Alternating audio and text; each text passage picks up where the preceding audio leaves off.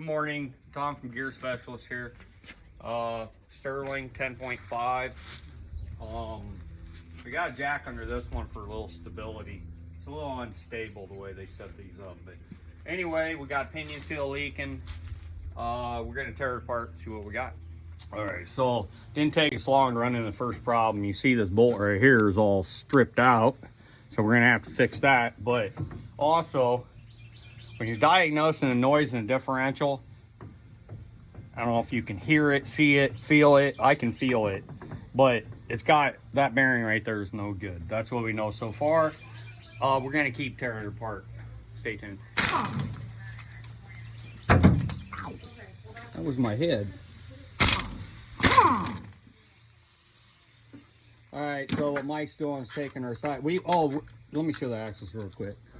You know, of course, the full floaters, we just pulled our axle shafts out a little bit. And Mike's pulling our caps off right now. I'm gonna come to this side. Yeah, let's switch.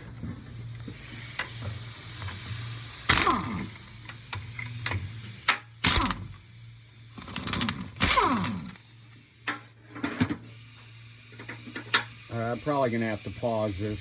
Is it gonna come right out or not? No. Okay, I have to pause it so I can pry it out.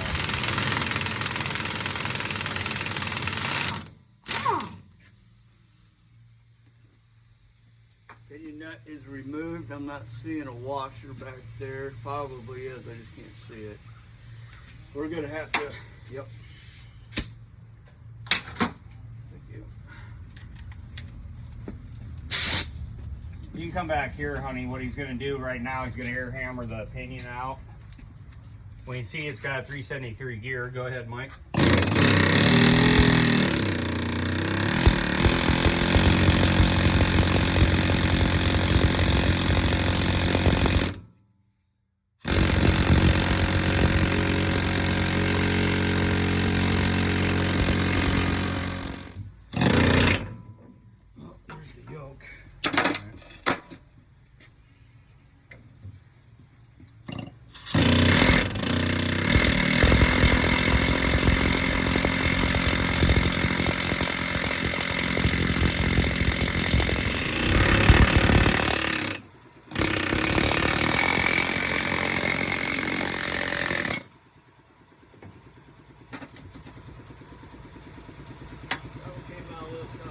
Yeah, it did come out a little rough. I put it in the drawer. Go ahead, pause it.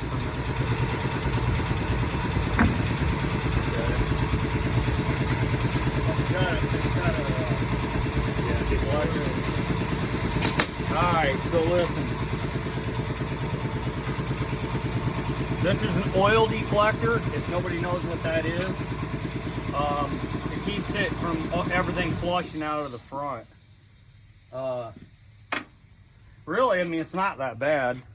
I can feel there's some thumps in this bearing right here.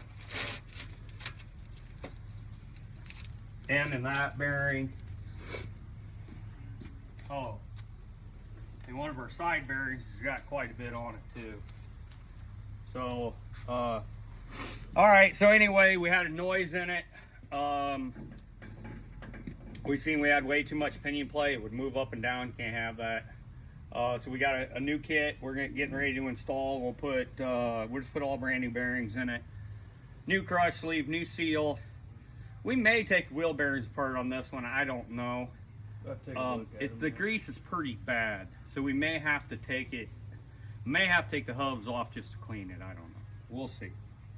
Okay, so on our Sterling 10.5, I could really feel a lot of roughness on the inner pinion bearing, so I went ahead and cut the cage off right here, and then look at it.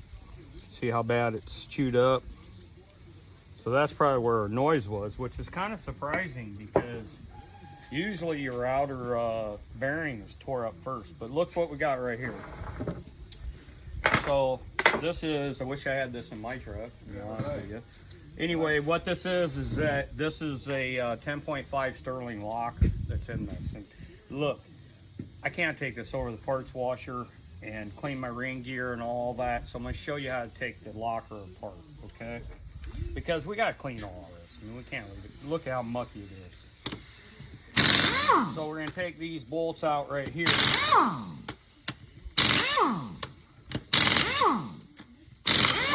Okay, and then once we get these bolts out and loose, we're just gonna take a hammer, crack it, and right there is 1/2, and then you can see his clutch pack is right there. This is the clutch pack. I mean, it's got a lot of wear on it, I'm sure. Well, no, not too bad. I mean, got a little bit on it. A little bit of, but it's definitely all mucked up. You see how hard it's coming apart? Anyway, and then these are our spiders. And what you want to look at for these spiders to really know what you have is actually is right here. You see that? Can you see that right there? That is where this piece sits in here like this. And what'll happen is these edges will get square. And if they get square, this one is good, by the way.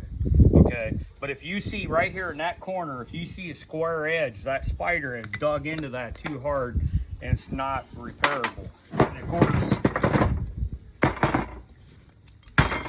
there's my other set of clutches.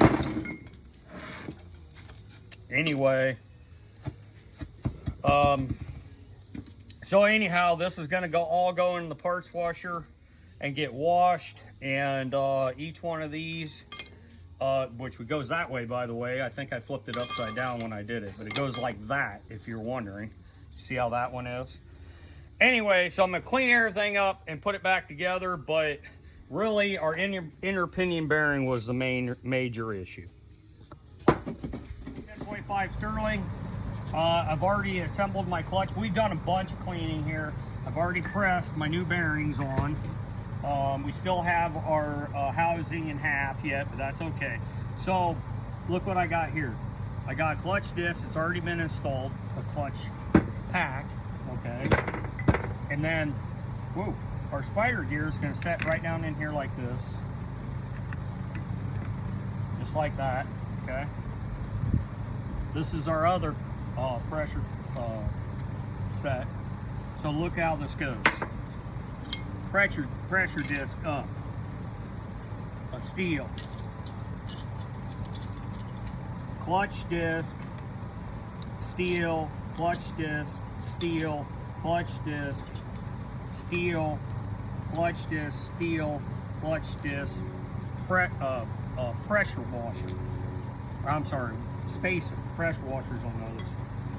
Anyway, it's gonna take our spiders here and line all these up. You can line them up one at a time, but they'll line up on their own. Okay, and put all your ears so they're going the right direction. This gear is gonna go in here just like this. Okay, as you can see, my clutch discs are already all the way back. My spider gear's in. I'm gonna try to hold my fingers to hold this up so my spiders don't, or my clutch disc doesn't drop, which it didn't. A little bit of brass. And you see we got a little gap. Why is there a gap there? There's a gap there because you have two discs that are concaved and that are, hey, you got some Loctite, Mike? That are concave, and they're holding that up because without pressure, the differential's not going to lock up. So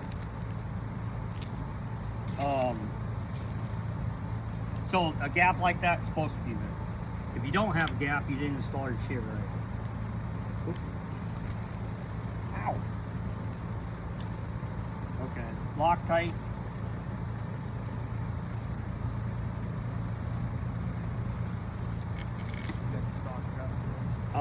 No, but it's a 9/16 or a 14 millimeter.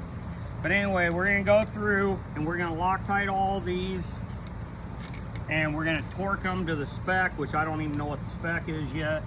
I gotta look it up. But that's how you take apart clean and put back together a 10.5 Sterling locker. Go ahead. Okay, on our 10.5-inch Sterling here, my bearing's not in all the way. Oh, okay. Okay, I just kind of tapped my bearing in there. This is very important. It's an oil deflector. If you don't put that on there, chances of the seal leaking are a lot better. Anyway, so we got our bearing in there, we got our oil deflector, here's our new seal.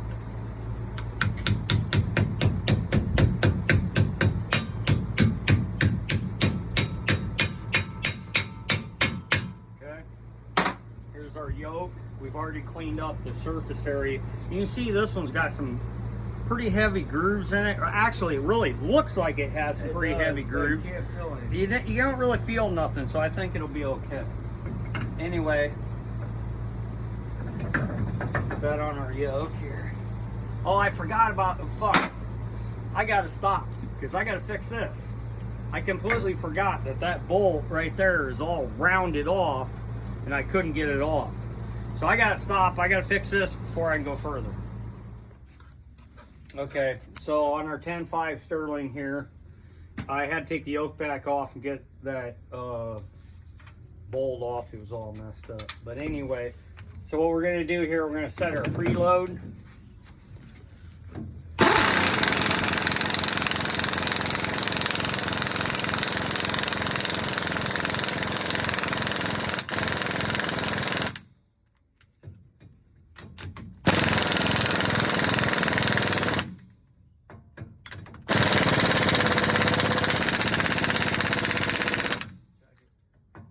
Okay, we're not quite there yet. We've hit our crush sleeve.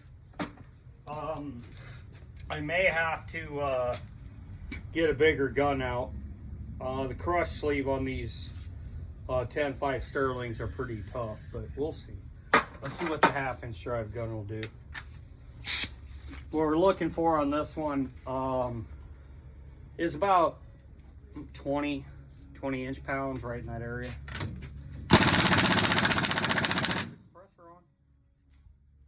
No, I don't think it is. Why don't you pause it, honey, okay? Okay. So on our 10.5 Sterling, we're at 0 lash, but we don't have any preload yet. So we're gonna start putting preload on it.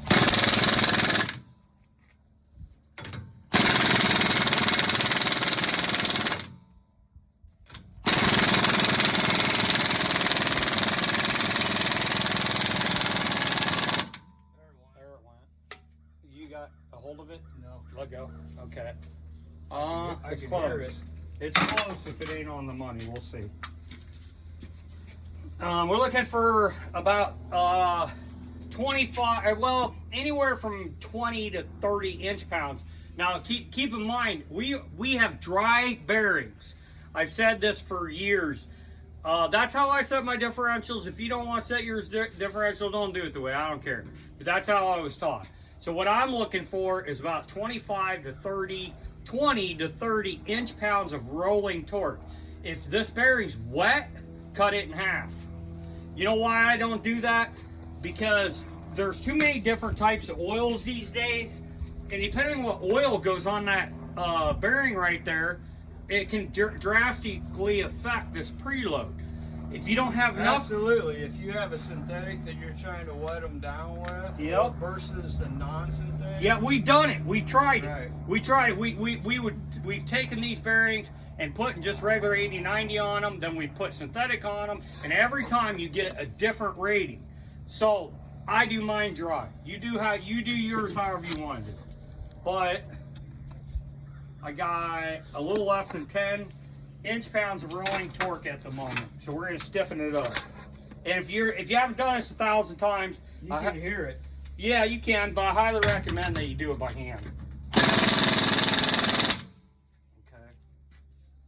Okay.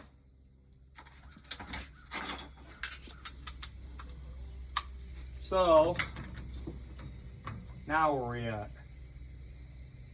Oh, there, we're right there. I don't know if you can see that or not, but that is 26 pounds on the money. Can you see it? Mm-hmm. Right here. Oop. right there. 22 pounds. Let's call it 22 pounds. I'm happy with it. It's good. Right there. Look at that. Preload set. Easy peasy. Let's go to the next step. You watch me. Yeah. All right. So 10.5 Sterling. Rolling torque 22 inch-pounds. Perfect. And let's reinstall. Hold on. What I'm doing is I'm reusing the original shims at this point. Whether we'll stick with the originals or not, we'll have to see. Yeah, go ahead and start beating me on that.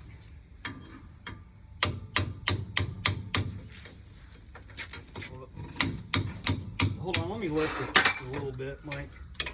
Got a hold of it? Yep. Okay. Go right there. All right.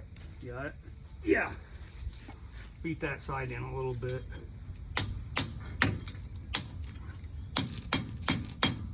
Okay, go to this side. This one's going in hard, I can tell you that. But that's okay. I don't have a problem with that. Because it gives us plenty of pre-side load. I'm going to lift it again, Mike, when you're ready. Go ahead. Okay. Get that shim closer, will you?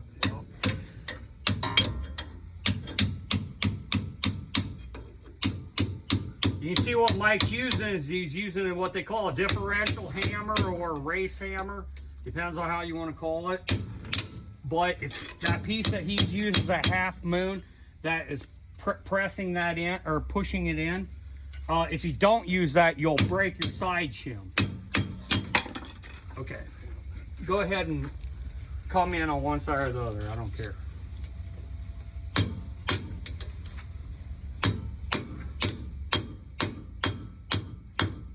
Okay, let's go this side.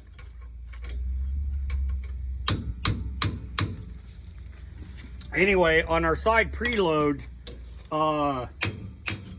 people don't think about it too much, but side preload is very important. It's exactly the same as the preload on your pinion. You know, you want about 20 to 40 inch-pounds of rolling torque, roughly. It's not hard to measure on the side. You can't measure it. So this is kind of one of them things where you have to do it a bunch of times to really know. But let me tell you, if we go, we'll probably have to take it back out, most likely. We'll see. And if we don't have to pry it out, it's not tight enough. This should not slide in without beating it in, okay? Usually we go in a little further before we have to start beating, but it is what it is. Your other side is ready. All right, give me a minute. This one's got to come up. The whole thing's got to come up? Just a little bit. Okay, I can try to put it more into you if I need to. Let me get on this side. So what we're doing is we're working it back and forth, drawing it in, and you know, I've seen a lot of, I've had jobs where you can just put the shim on this side and you just drive the other shim in and you're perfect. Most of these Sterlings, you can't do that. You have to work it in. And yeah, it's a pain in the ass, especially if I have to take this thing back off to readjust side lags. It's a pain in the ass. Well, that's how it is if you're gonna do a differential.